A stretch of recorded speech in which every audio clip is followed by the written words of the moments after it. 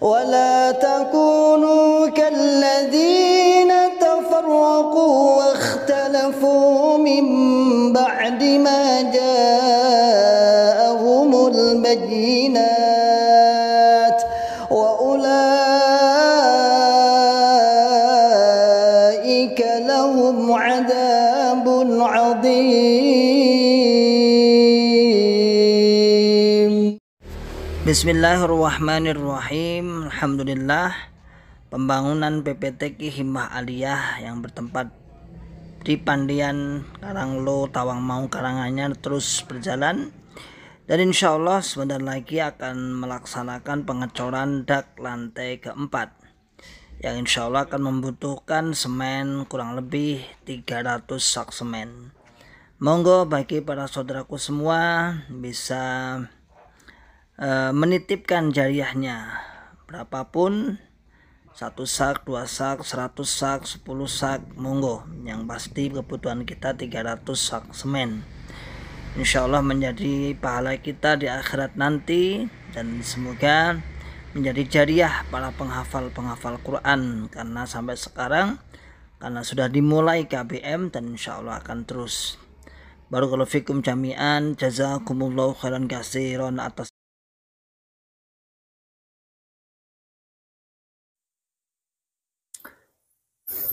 Bismillahirrahmanirrahim.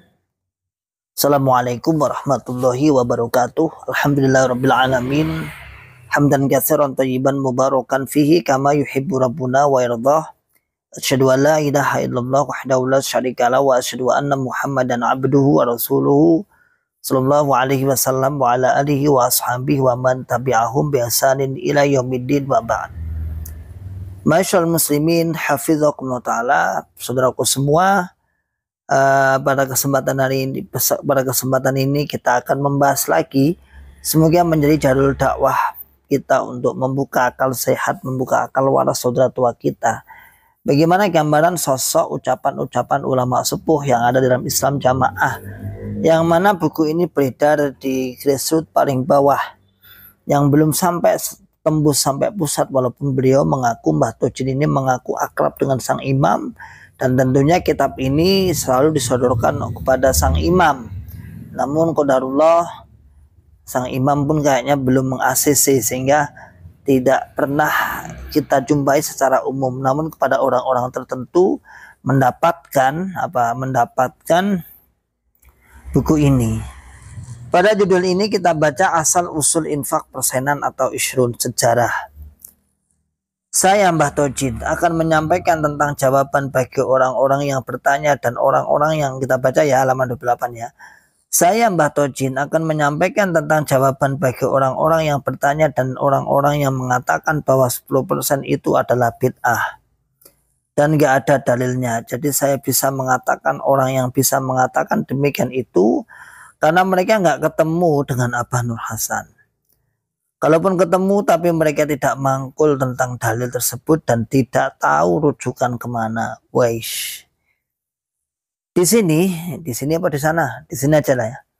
Di sini akan saya jawab dengan ilmu mangkul dari Abah Nur Hasan yang selama ini saya pahami, karena berkali-kali Abah Nur Hasan menerangkan sehingga saya hafal di luar kepala saya. Berarti nggak hafal di luar. Hafal itu kan di kepala, di luar kepala, dan itu tidak saya tulis loh, tidak saya tulis loh, malahan. Berarti kan ngawur, menulis saja belum tentu benar, malah tidak saya tulis malah benar piye coba. Pertama kali waktu saya masih kecil, sekira-kira umur 8 sampai 9 10 tahun, saya mendengarkan Abah Nur Hasan menerangkan kepada murid-muridnya.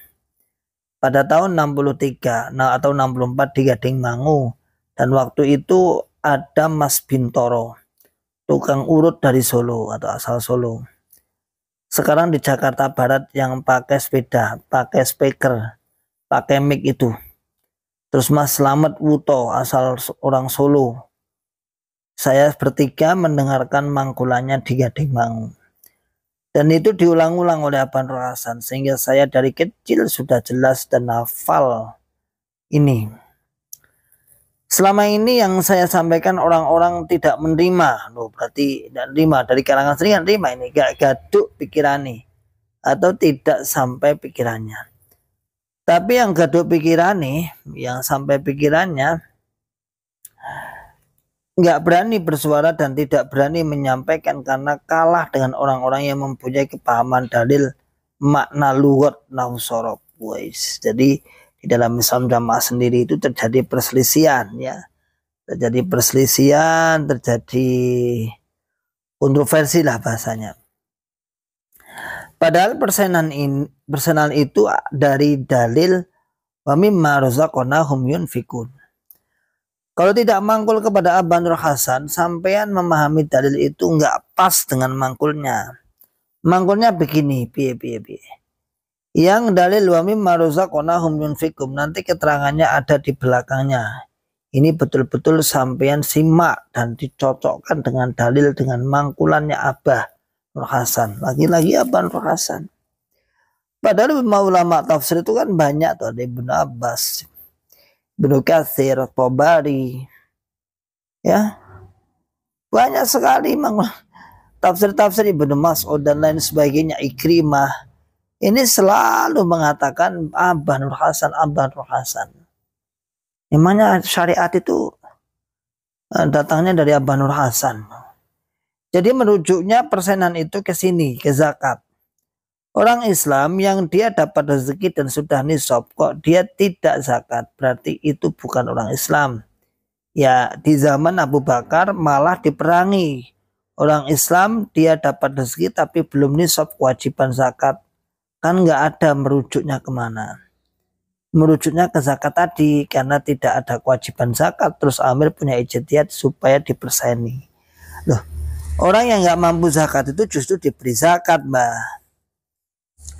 Jadi orang yang nggak mampu zakat, orang yang mampu zakat disebut dengan muzakis, dengan orang yang nggak mampu zakat itu mustahik.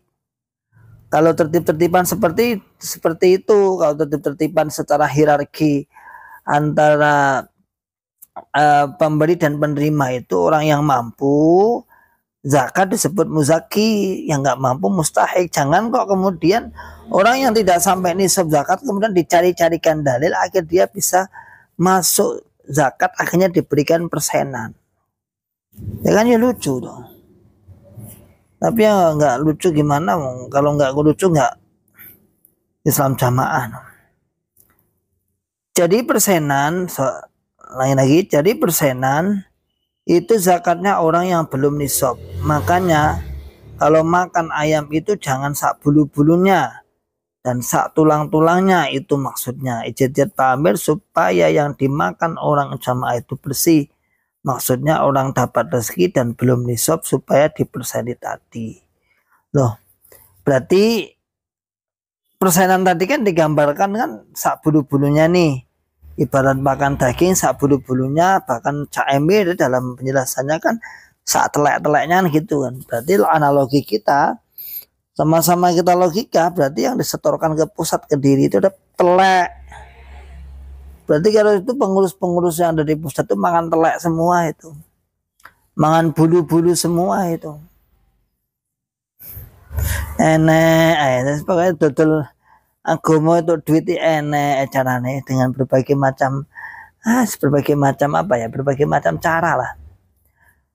Pada waktu itu zaman Abah Nur Hasan, para ulama-ulama zaman itu seperti Haji Rodi Gading Kidul yang rumahnya berhadapan dengan Pak Toha, bapaknya Cak Emir. Kalau rumahnya bapaknya Cak Emir ada di sebelah utara jalan, sedangkan Haji Rodi ada di selatannya jalan.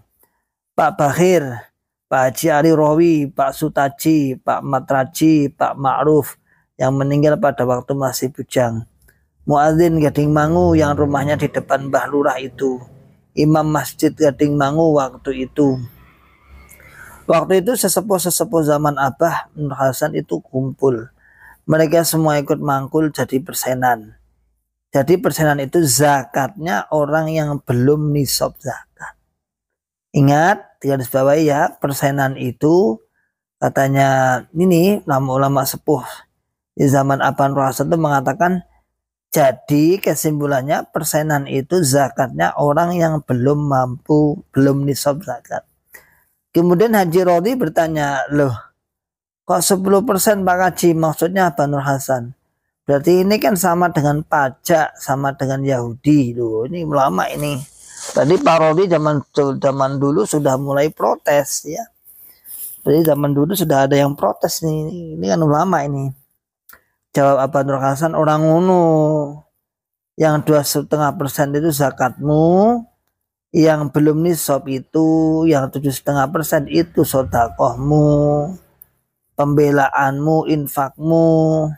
Karena waktu itu zaman Abah Nur Hasan belum ada Lemkari, belum ada organisasi yang lain. Begitu jadi sekali lagi persenan itu adalah zakatnya orang yang belum nisab. Maka adanya ijtihad Amir Abah Nur Hasan waktu itu, maka menjadilah persenan itu setengah wajib. Waktu Pak Nur Hasan setengah wajib. Jangan mengatakan wajib. Kalau wajib berarti pinter kita daripada Allah, ya kan? Nah, jadi waktu itu katanya setengah wajib. Setengah wajib ya sunnah muakkadah lah, dalam bahasa usul fikih kan sunnah muakkadah lah, sunnah muakkadah. Dalam fikihnya kan seperti itu. Karena Allah tidak mewajibkan, karena ijtihad Amir maka menjadi setengah wajib. Kata apa Nur Hasan seperti itu. Dalil di surat Al-Baqarah, wa mimma razaqnahum yunfiqun. Dalam bahasa Arab makna lugatnya makna bahasa. Dan dari apa-apa yang saya rezekikan infaklah. Sedangkan kalau bahasa makna arti, Mbah Dojin itu ada lagi bahasa makna arti atau makna mangkulnya. Mantap. Makna mangkulnya. Kalau dalam penulisan karya tulis kan ada etimologi, terminologi ya.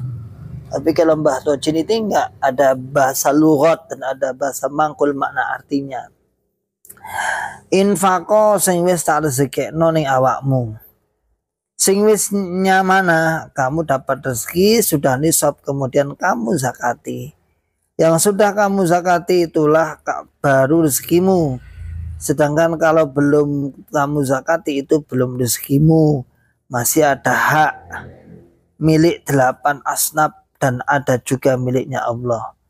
Di dalam hadis riwayat Ibnu Katsir, al-malu mali al-jannati zari fastaru jannata bi mali.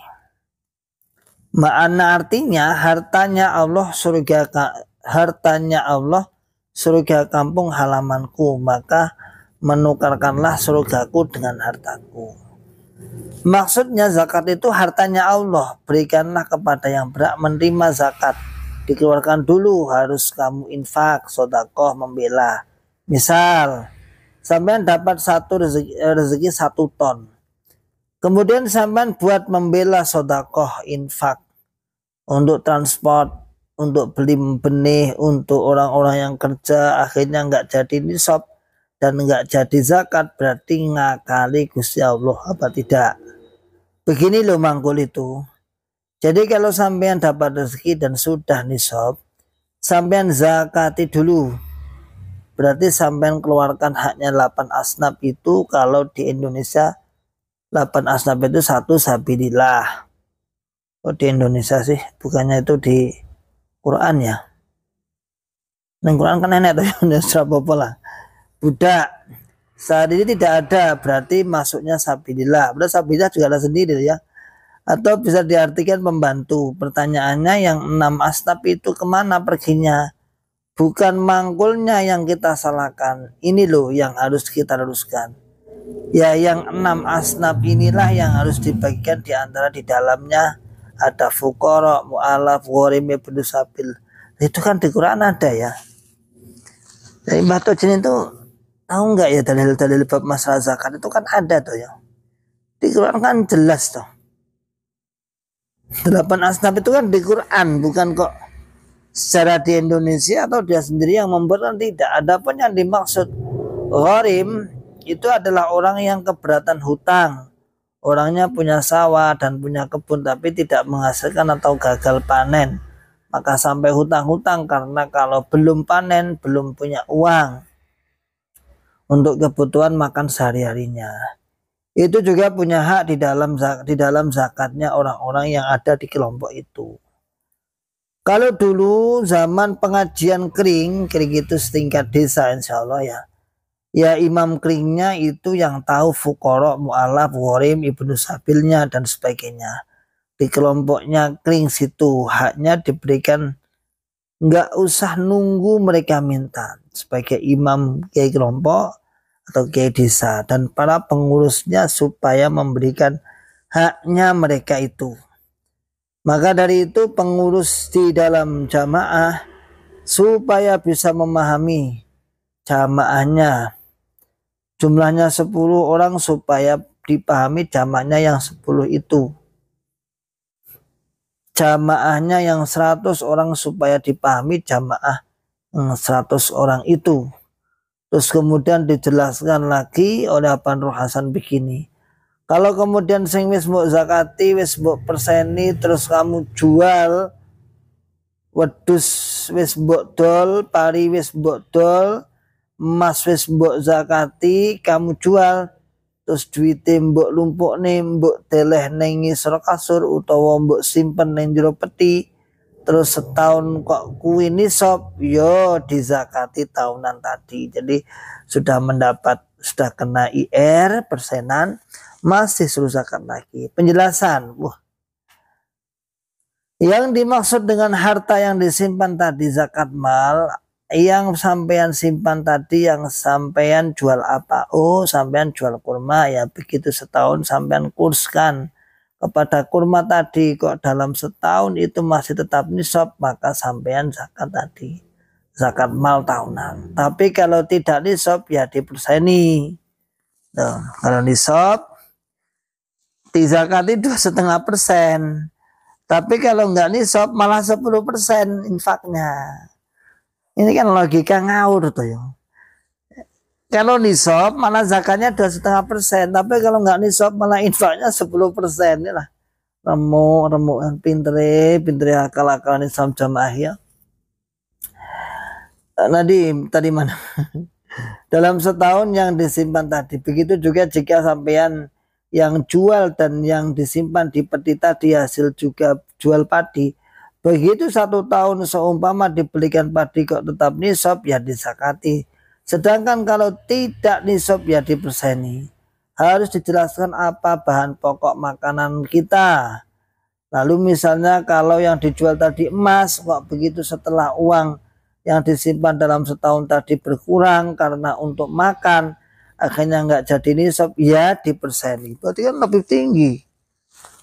tinggi. Tapi kalau yang disimpan ternyata masih nisab, ya dizakati. Jadi harus diteliti apakah uang yang disimpan tadi sehabis jual kambing atau jual emas sejak tahun 70, 79, 81, 82 saya mangkulkan, tapi orang-orang itu nggak berani ngomong. Dikeroyok oleh orang-orang yang keminter itu. Makanya Abang Nur Hasan mengatakan, nah wong gendeng nggak usah melok gendeng.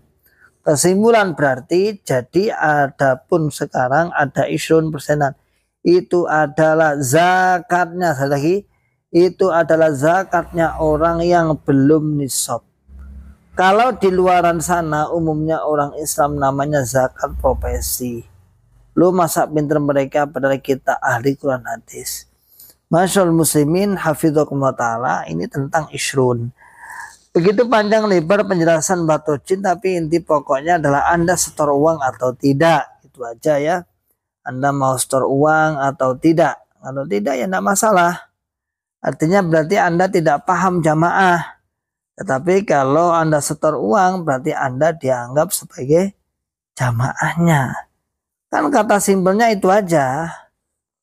Pokoknya sampai ijek jamaah berarti diakui. Kalau nggak jamaah nggak diakui. Kalau nggak bayar infak berarti tidak diakui. Gitu aja, selesai. Walaupun muter-muter penjelasannya, tapi tetap aja itulah menunjukkan apa? Menunjukkan kejahilannya. Saya harus katakan kejahilannya.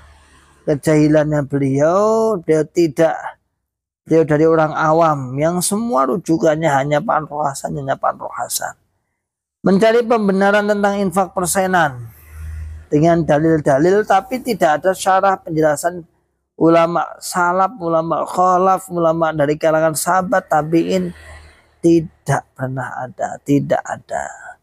La haula wala quwata illa billah. Oke, insyaallah begitu saudaraku semua apa yang saya sampaikan tentang asal usul persenan. Semoga bermanfaat. Coba dibuka akal sehat, akal waras, akal selamatnya. Barakallahu fikum jami'an.